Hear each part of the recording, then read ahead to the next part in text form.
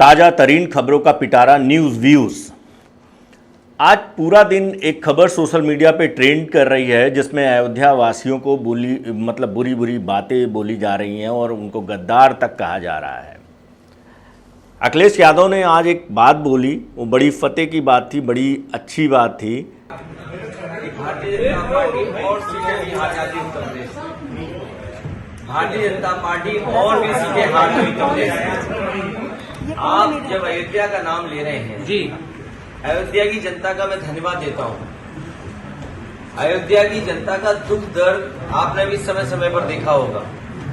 उन्हें जो उम्मीद थी वहां की जनता को, जिस तरह के सरकार का कामकाज था, लोगों को मुआवजा नहीं दिया सही जमीन का, लोगों के साथ अन्याय किया, आपने मार्केट की कीमत से जमीनें नहीं ली उनकी। जब लैंड एक्विजिशन करने के लिए आप चले तो आपने दबाव बना करके झूठे मुकदमे लगा कर उनसे जमीन छीन ली। न जाने कितने व्यापारियों को आपने दुख संकट पहुंचाया जो 100 साल से रह रहे थे, 100 साल से लोग रह रहे थे। ऐसे भी परिवार हैं जो अपनी गाय भैंस के साथ, जानवरों के साथ 100 साल से रह रहे थे, आपने उन्हें उजाड़ दिया। आप किसी पुण्य काम के लिए आप गरीबों को उजाड़ रहे हैं। तो इसीलिए मैं समझता हूँ अयोध्या और आसपास की जनता ने भारतीय जनता पार्टी के खिलाफ मतदान किया। कि जब आप किसी का घर टूटता है, किसी की मकान, किसी का दुकान टूट रहा है तो उसको तकलीफ होती है। राम मंदिर बना, सारे हिंदुओं के लिए वो गर्व की बात है, बहुत बड़ी बात है कि एक 500 साल पुराना झगड़ा निपटा। सुप्रीम कोर्ट ने उस पर डिसीजन दिया, सुप्रीम कोर्ट के आदेशों के बाद बना, ना कि वो किसी पार्टी ने बनाया। और जनता के चंदे से वो मंदिर इतना बड़ा भव्य विशाल मंदिर बना। लेकिन इस पूरी की पूरी विकास यात्रा में जो अयोध्या के मूल निवासी थे, जो वहाँ रहते थे, जो फूलों की दुकान लगाते थे, प्रसाद की दुकान लगाते थे, रेड़ी पटरी लगाते थे, उनके मकान तोड़ दिए गए, आधे आधे मकान तोड़ दिए गए, उनकी ज़मीनों पे कब्जा कर लिया सरकार ने, उनको मुआवजा नहीं दिया। ये जो दर्द था, ये पिछले 2 साल से वो बयां कर रहे थे, टेलीविज़न चैनल्स पे रोते थे, लेकिन शायद टेलीविज़न चैनल्स को ये सब दिखाई नहीं देता था। उसी का दर्द छलक गया वोटिंग मशीनों पे और बहुत सारे लोगों ने भारतीय जनता पार्टी को वोट नहीं दिया। दरअसल बीजेपी के संगठन में भी अंदरूनी कलह थी वहाँ पर।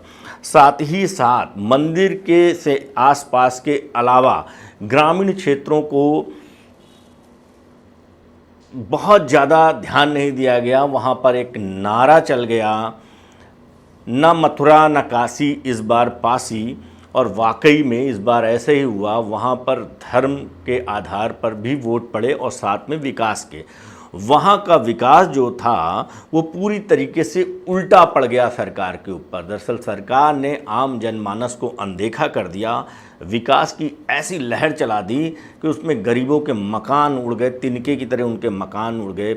जिनके मकान 100 साल से थे वहाँ पर, वो किराए के मकानों में रहने लगे, रोजी रोटी के लिए भटकने लगे। सरकार को कहीं भी अधिग्रहण करने से पहले इन चीज़ों का ध्यान जरूर रखना होगा, नहीं तो ऐसी समस्याएं बार बार आएंगी।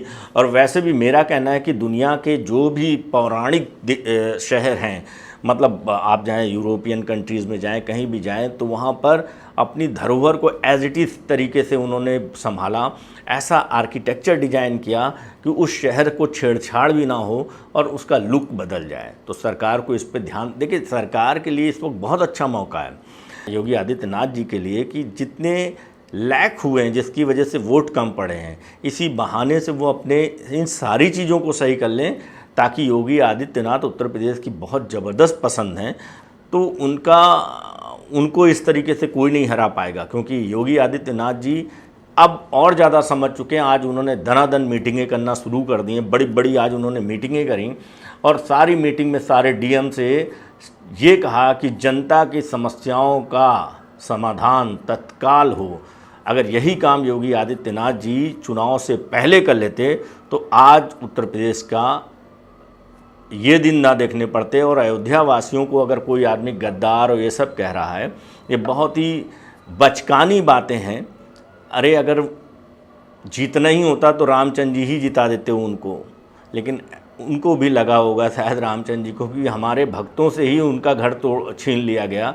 शायद ये सब खैर कहने की बातें हैं, लेकिन सच ये है कि जब आप किसी की सर से छत छीन लेंगे तो वो आदमी कभी भी आपके वोटर में कन्वर्ट नहीं हो सकता है। ऐसी खबरें देखने के लिए देखते रहिए न्यूज़ व्यूज़।